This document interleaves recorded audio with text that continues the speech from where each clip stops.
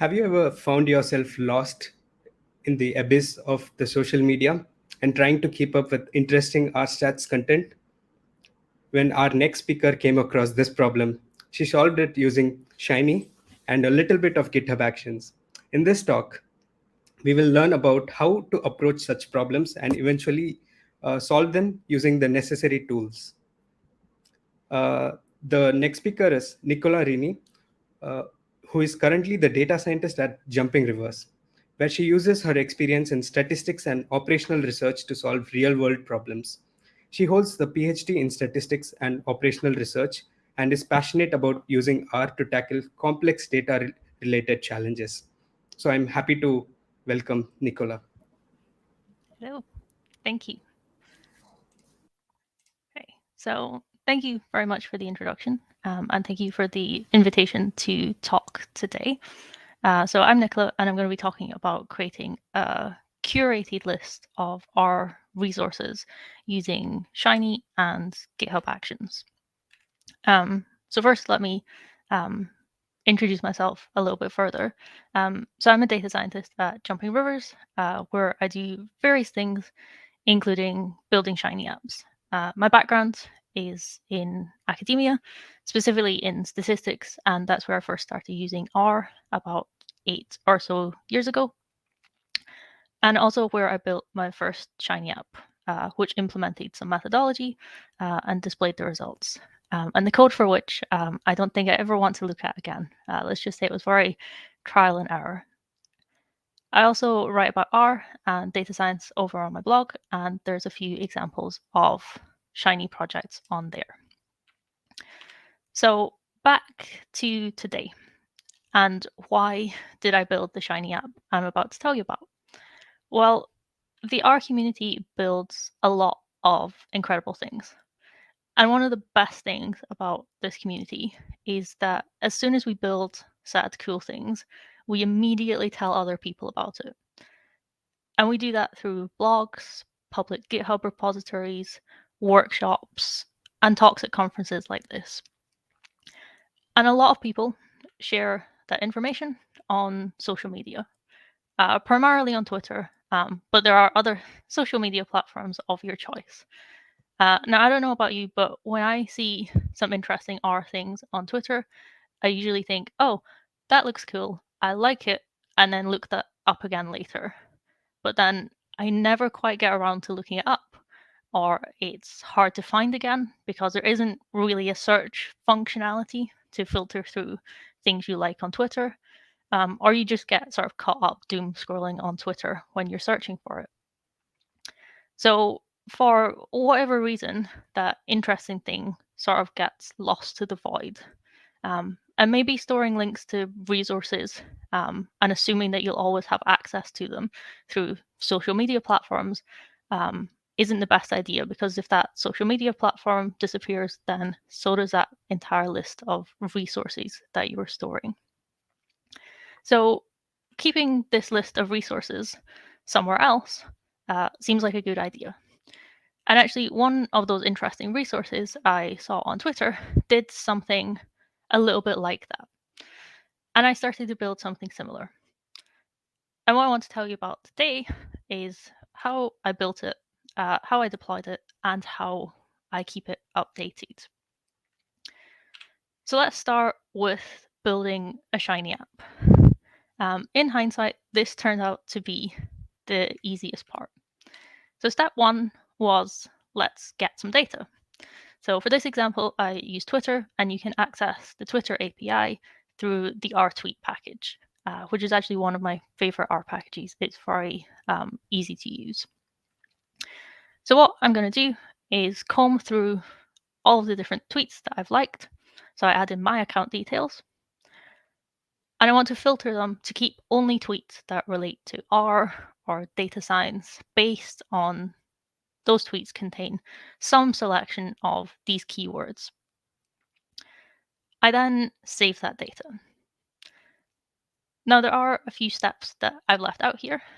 There's another little bit of sort of tidying up the data. I also filtered out tweets that don't contain a link to a sort of external resource. And because I'm going to be deploying this app publicly, I also filtered out tweets that came from accounts that were sort of locked or set to private. So now that we have our data, we can build our Shiny app that displays that data. It's an extremely simple Shiny app. The aim of this project for me wasn't to learn about building bigger Shiny apps. It was to learn about some of the other processes that can go along with Shiny apps. And I also think it just nicely highlights the power of Shiny, that you can build a fully functioning app in a couple of lines of code. So in the UI, all we've got is a little bit of styling and a table output, which we make using the Reactable package. And in the server, all we're doing is reading in that saved data that we've downloaded, tidying it up a little bit, and displaying it in that Reactable table. And we quite quickly have a Shiny app that displays those R resources. So it tells me when it was posted, who posted it, the content of the tweet, the link to the tweet, and crucially, the sort of important bit for this project is that external link. And one of the important things here was to use the full link rather than the shortened sort of t.co links you sometimes see, because that means if Twitter ceased to exist for some reason, these links would still work, but the shortened links would not. The table is also searchable, so if, for example, I want to look at Shiny resources, I can type in Shiny in the search box, scroll through, and get a sort of full list of different sort of GitHub repositories or blog posts related to Shiny, and then just click and go directly to that website. Now, once you have a working Shiny app, the next thing you normally want to do is deploy it. And there's different places and different ways of deploying Shiny apps, some of which we've heard about during this conference. So I went with shinyapps.io, and you could do one-click deploy from RStudio if you wanted to. So you just click the button, you authenticate if you haven't used it before, select which files you need to upload, and click publish. Now, to make my life a little bit easier further down the line, we can instead convert that click and drag process into a couple of lines of code. And we can make a deploy script. So we store our shinyapps.io credentials in a .r environment file and pass them into set account info. We can then select, again, which files here. It's the UI, the server, and the data files that get uploaded. And running these two lines of code gives you the exact same result as clicking that button in RStudio. But here it's easier to rerun it multiple times. And as you'll see later on, a little bit easier to automate that process if you have it as a script. So it looks like we're done, right? Well, not quite. So what's the problem with the current app? The problem is that this is just a snapshot of all of the resources that I'd seen on Twitter up until the time that I first ran that R-tweet data collection code. But there's always new things going on in the R community, so I probably want this to be updated somewhat regularly. Now, I could open up my laptop every couple of days, open up my R script, run it, resave the data. I then need to open up and run that deploy script again, because even though the app hasn't changed, the data has, so it needs redeployed. And long story short, that sounds like quite a tedious thing that I don't really want to do. So the solution is to use GitHub Actions and get GitHub Actions to go through all of those steps instead of me. So what is GitHub Actions? Well, GitHub Actions is essentially a platform you can use if you store your code on GitHub to implement continuous integration and continuous delivery. So it's basically a way to automate parts of your work.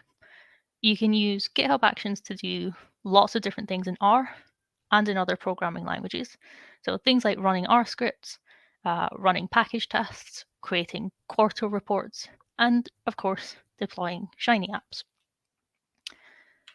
So you define what tasks or jobs that GitHub Actions will run in some YAML files. So in the main directory of your GitHub repository, you need a folder called .github, and inside there should be another folder called workflows, and then inside there you have one or more YAML files that contain a set of instructions. Now, when you first look at these YAML files, they can look quite intimidating if you've never seen them before. If you're using GitHub Actions to automate package testing, there's some really nice helper functions in the use this package that will write those files for you. And I think that's quite a nice way to get started with GitHub Actions, because you can start using them straight away without having to go through the process of writing those files. But for this situation, it's a little bit more bespoke, so we do need to write our own. So let's break it down into the different steps, the different tasks that we want to do. So we're looking at automating the data collection via RTweet. So let's start by deciding when we want GitHub Actions tasks to be run. Now, I want to have different ways of telling it when to run. I want it to run every day at 8 a.m. So I do that in this schedule argument. But I also want it to run on demand, so that if I was to go onto GitHub and click a button that says run this now, it will run that task immediately. I don't have to wait until the next day to check if I've fixed that bug that I'm trying to fix. We also need to tell GitHub Actions sort of where to run the jobs. So what operating system we're using, and we also need to set up R as well. So this is a reasonably generic setup for GitHub Actions for R. This code is almost copied and pasted from the same YAML files you get when you use this package to set up actions for testing. The rlib actions GitHub repository has quite a few other resources for setting up GitHub Actions for R. So I would recommend checking that out if you're writing your own YAML files, because it can take care of things like setting up R or setting up things like LaTeX if you're writing reports. So now we're sort of finally onto the part we actually care most about with our GitHub Actions. Okay, the set of R tasks or R jobs that we want GitHub Actions to run for us. So what I've done here is I've created an update data.r script. And that script contains the RTweet data collection code that I showed you earlier. So when it runs, it reads in the existing RDS file with the data. Then it grabs the latest data using RTweet, does the same data processing as before, sticks the two together, and overwrites the original data file. So here I have two jobs for GitHub Actions. First of all, I needed to install the packages I need for that script to run. The second job is to run the script.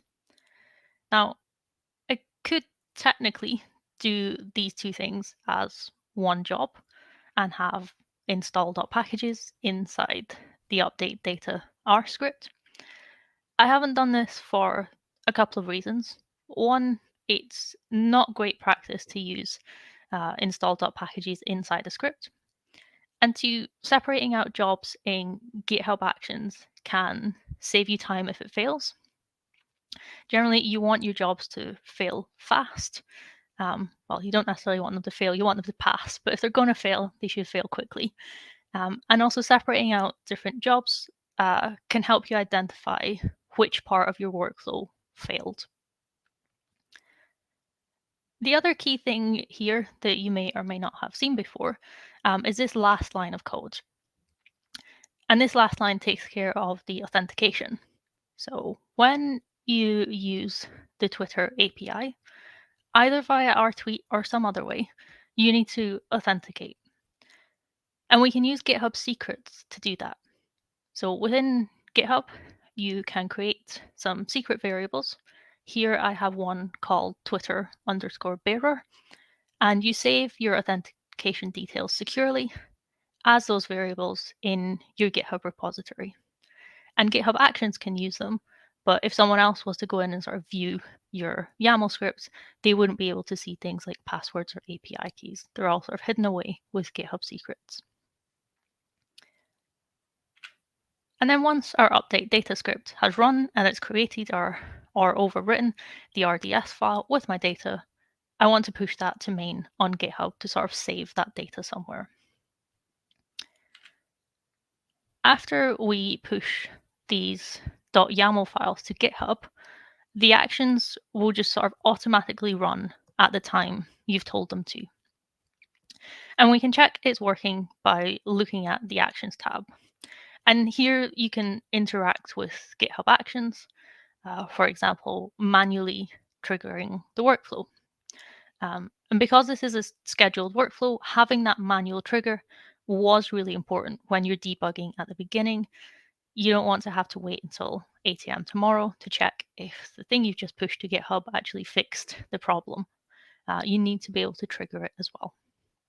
And no, I don't always get a nice little set of green ticks. Especially at the beginning, there was a lot of figuring it out and a lot of big red crosses when GitHub didn't like my set of GitHub Actions. So we've dealt with one part of our Shiny app workflow. We have a scheduled job that runs at 8 a.m. every day or on demand and automatically pushes our updated data to main. Now we still need to redeploy the app. We haven't done that yet. We could add that on to the end of the update data GitHub action and say that once you've updated the data, can you also redeploy the app? But updating the data isn't the only time I might want to redeploy my app. If I make a change to the app itself, something like adding a new feature, I also want to redeploy the app at that point. I could do that manually, since I'll be manually making the app changes anyway, but if I'm already automating deployment, I might as well sort of do it all at once. So I can create another .yaml file with a new GitHub action for app deployment that runs every time something is pushed to main. And my updated data gets pushed to main every morning. So it should redeploy the app every day at around 8:02 without me explicitly saying redeploy at 8:02. But before we make this new GitHub action, we need to talk about Docker. So I'm sure some of you will have used Docker before, some of you might not. Essentially, Docker is a way of packaging up everything your software, in this case the Shiny app, needs to run. And this includes everything like system dependencies, R packages, code, and data. And when you think about our deployment script, it was sort of packaging up all the sort of UI, server, and data files. I'd never really used Docker before this project, at least not in terms of writing anything myself. It was always one of those jobs that, you call a data engineer about and they magically fix it. But I wanted to learn how it works. And it wasn't anywhere near as scary as it initially sounded. It was just these 8 lines of code. So we set up what we need for our Shiny app to run, which is Shiny and a couple of other R packages. You then set your working directory, and this determines what the URL of your app on shinyapps.io will be.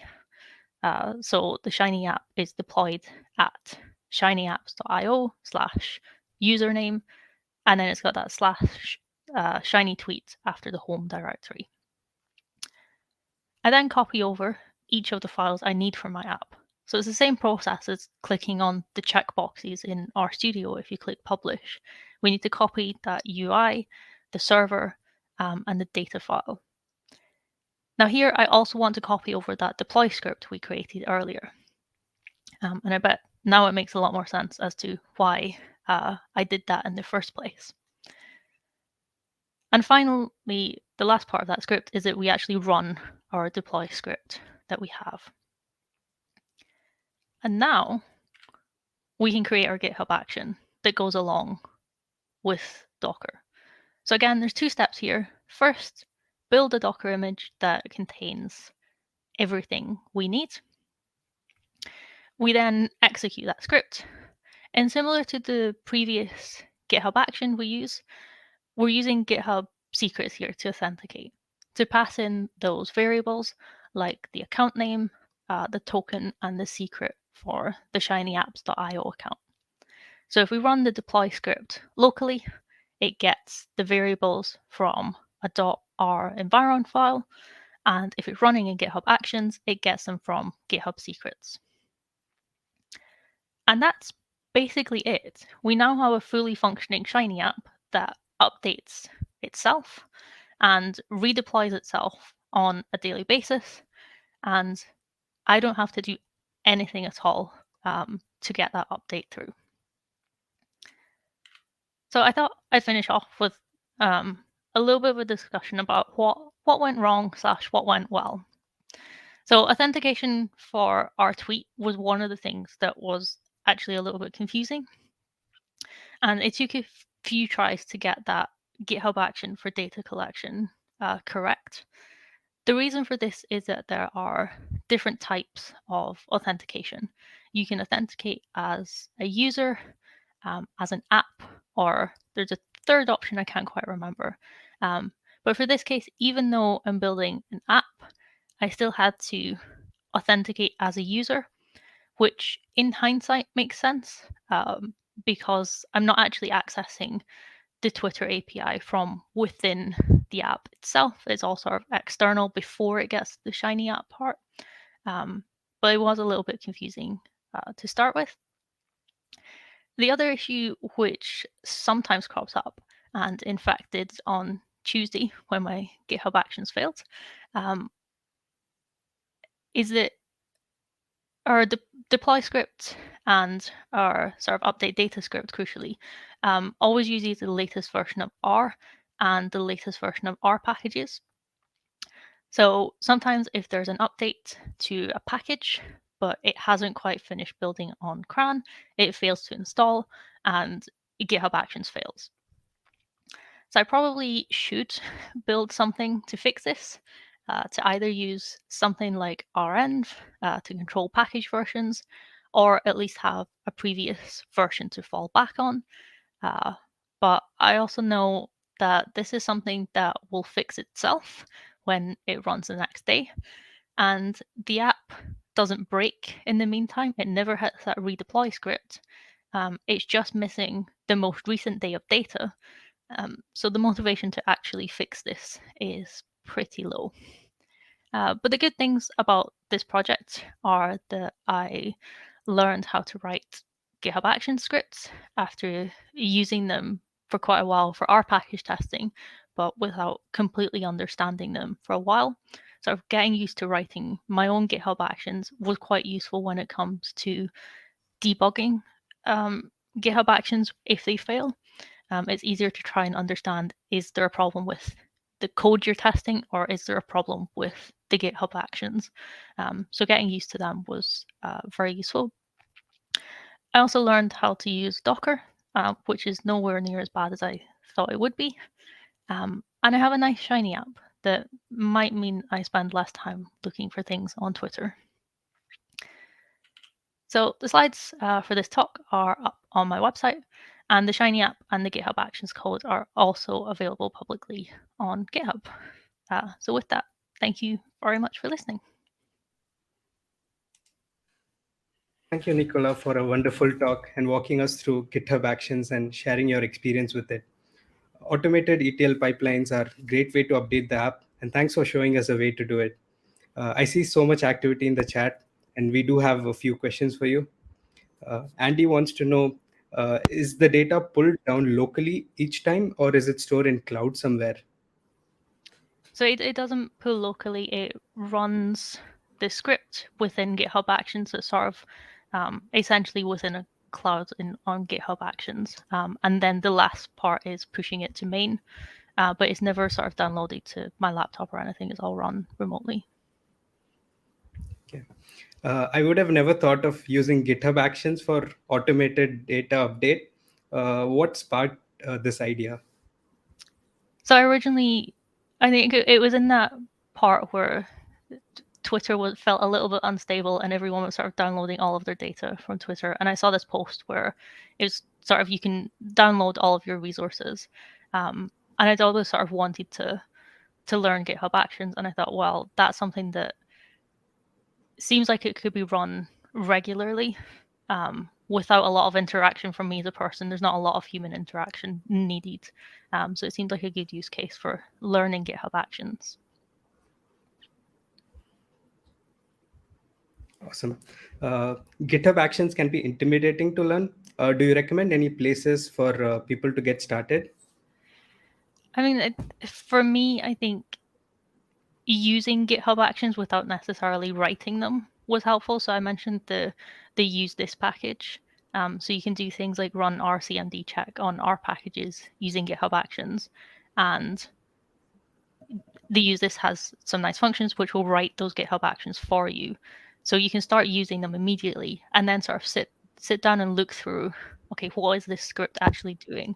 And you can sort of see the parallels almost between when you run GitHub Actions, when you run rcmd check on your own laptop when you're building an R package, you can sort of see the parallels in the GitHub Action script. So I think that's quite a nice way to get started. Awesome. I like the point that if it fails, it should fail quickly. So can you give tips to make sure that it happens? Like if it fails quickly? Yeah, so I think separating out tasks as much as possible. So here I separated out the GitHub Actions tasks, one for data collection and one for deployment. So if the data collection script fails for whatever reason, the redeployment script never triggers, never tries to get to that job. So separating out tasks as much as possible. And then within a script, you can define multiple jobs. And rather than running one huge job that has a script with absolutely everything in it, breaking it down into smaller tasks, I think is very useful. And it does Awesome. give you those more helpful messages. We have one more question before we wrap up. Jean wants to know, are there any parallels between GitHub Actions and GitLab CI/CD runners? I personally haven't written GitLab CI that much. We do use it, but it's not something I've written as much. For when I looked at it, there's sort of reasonable parallels there. It's not a copy and paste job. I think particularly with scheduling tasks is a little bit less automated in GitLab Actions or GitLab CI, but I think the principles generally apply. Awesome. Thank you so much for sharing your experience. It was amazing.